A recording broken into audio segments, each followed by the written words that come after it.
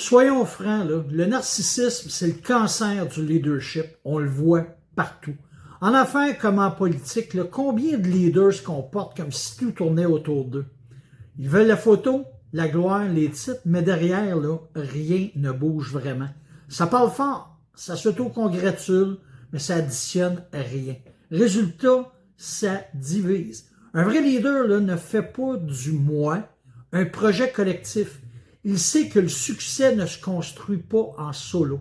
Ça se construit dans l'addition des forces, là, dans le respect de chaque membre, de chaque collègue, de chaque allié.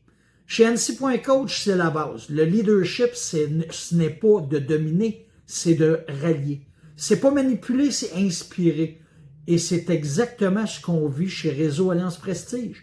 Il n'y a pas de place pour les égos démesurés, parce qu'on le sait, quand chacun met l'épaule à la roue, quand les talents se connectent, les idées circulent et que les collaborations se créent, le succès devient collectif, puissant et surtout durable.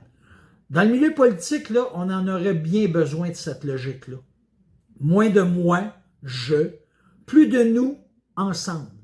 Imagine une société où les élus se comportent comme des leaders qui rallient plutôt que des vedettes en quête de caméra.